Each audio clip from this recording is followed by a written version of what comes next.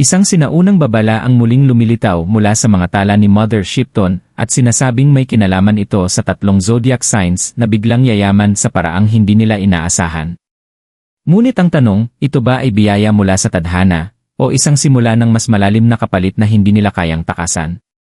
Sa gitna ng pagbabago ng panahon at misteryosong galaw ng mga bituin, may mga palatandaan na nagsasabing ang swerte ay paparating pero hindi para sa lahat.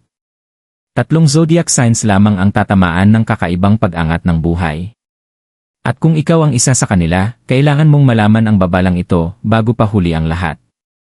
Si Mother Shipton ay isa sa mga pinakakilalang mystic at propeta noong sinaunang panahon sa England. Maraming naniniwala na ang kanyang mga hula ay may kakaibang koneksyon sa mga pangyayaring nagaganap sa modernong mundo. Sa loob ng maraming siglo, ang kanyang mga salita ay itinago, kinuwestiyon, at kinatakutan, ngunit ngayon, muling lumalabas ang isang bahagi ng kanyang tinatawag na huling babala. Ayon sa lumang tala, may tatlong zodiac signs na tatamaan ng bigla at hindi inaasahang pagyaman. Ngunit ang pagyaman na ito ay hindi simpleng swerte lamang, ito ay may kasamang pagbabago na maaaring magpabago ng kanilang kapalaran. Sa video na ito, sisilipin natin ang misteryo sa likod ng propesya, at kung bakit sinasabing ang mga bituin mismo ang nagbubukas ng bagong yugto para sa piling zodiac signs sa panahong ito.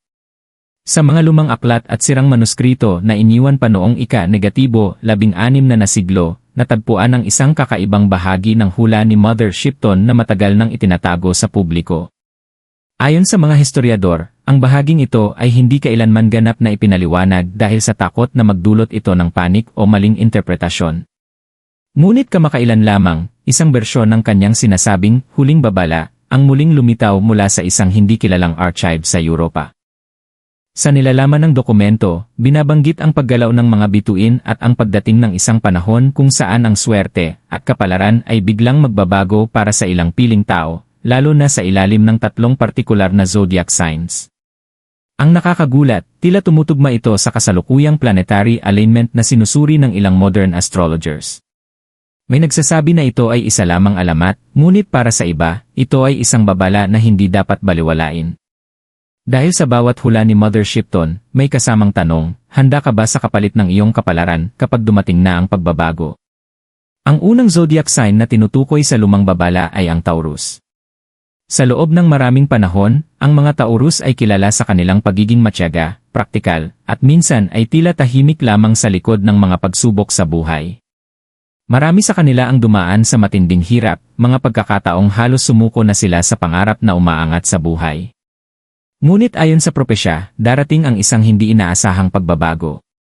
Isang biglaang oportunidad ang lilitaw, maaaring sa trabaho, negosyo, o kahit sa isang taong magbibigay ng malaking tulong.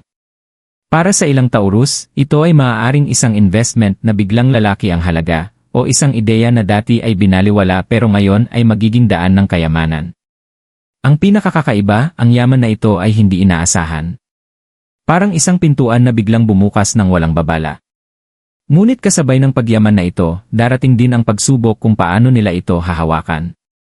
Dahil ayon sa lumang babala ni Mother Shipton, ang unang tanda ng pagbabago ay ang biglaang pag-ikot ng kapalaran mula sa kahirapan tungo sa kasaganaan sa loob lamang ng maikling panahon.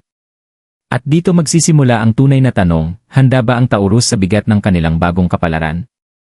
Ang ikalawang zodiac sign na binanggit sa misteryosong babala ay ang Leo. Ang mga Leo ay likas na malakas ang presensya, parang ipinanganak upang mamuno at mapansin. Ngunit sa likod ng kanilang kumpiyansa, marami rin sa kanila ang dumaan sa mga panahong tila walang direksyon ang buhay, kung saan ang kanilang kakayahan ay hindi nabibigyan ng tamang pagkakataon. Ayon sa lumang propesya, darating ang isang yugto kung saan ang lahat ay magbabago para sa kanila ng biglaan. Isang hindi inaasahang pagkakataon ang lilitaw, maaaring viral na tagumpay, biglaang career breakthrough, o isang proyekto na magdadala sa kanila sa mata ng publiko. Ang dating hindi pinapansin ay biglang magiging sentro ng atensyon, at ang kanilang pangalan ay magsisimulang umalingaw-ngaw sa mas malaking mundo. Ngunit may kasamang babala ang pagbabagong ito. Dahil ang pag-angat ng Leo ay hindi lamang tungkol sa yaman o kasikatan, ito rin ay tungkol sa pressure, inggit ng iba, at bigat ng responsibilidad. Habang lumalaki ang kanilang tagumpay, mas lumalaki rin ang mga pagsubok na susubok sa kanilang katatagan. Ayon kay Mother Shipton, ang pangalawang tanda ng kapalaran ay ang biglaang liwanag na magpapakita sa gitna ng matagal na dilim, ngunit ang liwanag na ito ay maaaring magpainit ng sobra kung hindi handang hawakan. At dito nagsisimula ang tunay na laban ng Leo, ang manatiling matatag sa gitna ng biglaang tagumpay. Ang ikatlo at huling zodiac sign na nakasaad sa misteryosong babala ni Mother Shipton ay ang Scorpio. Sa lahat ng zodiac signs, ang Scorpio ang kilala sa kanilang lalim ng emosyon, diskarte, at matinding determinasyon. Marami sa kanila ang dumaan sa mga sitwasyong puno ng pagtatago ng sakit, tahimik na laban, at mga pagkakataong sila lang ang nakakaalam kung gaano kahirap ang kanilang pinagdaanan.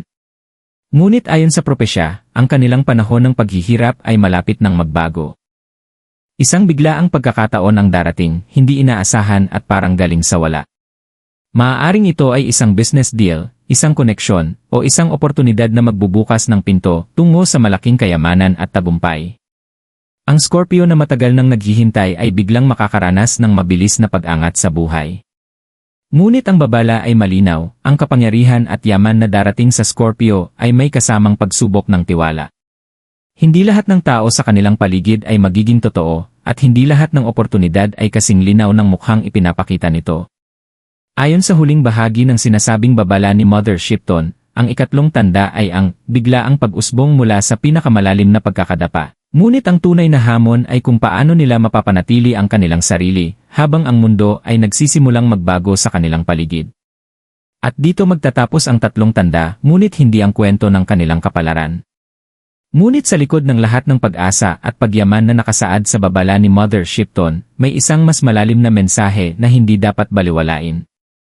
Ayon sa lumang tala, ang biglaang pagbabago ng kapalaran ay hindi kailanman basta swerte lamang, ito ay may kasamang kapalit na kadalasang hindi agad nakikita. Ang mga zodiac signs na tatamaan ng yaman ay haharap din sa mga pagsubok ng desisyon, tiwala, at responsibilidad. Dahil kapag ang buhay ay biglang umangat, kasabay din itong sumusubok kung sino ka talaga kapag nasa itaas ka na. Sinasabi sa huling babala na ang yaman ay maaaring magbukas ng mga pinto, ngunit maaari rin itong magbukas ng mga panganib na hindi inaasahan.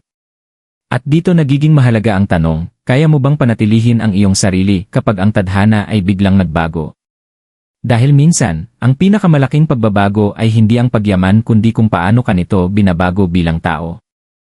At ngayon, ang tanong ay simple lang, anong zodiac sign ka? Maaaring isa ka sa mga binanggit o baka may mas malaking kapalaran pa ang naghihintay sa'yo. Kung naniniwala ka sa mga babala ng bituin, huwag kalimutang mag-comment, mag-like, at mag-subscribe dahil baka ikaw na ang susunod.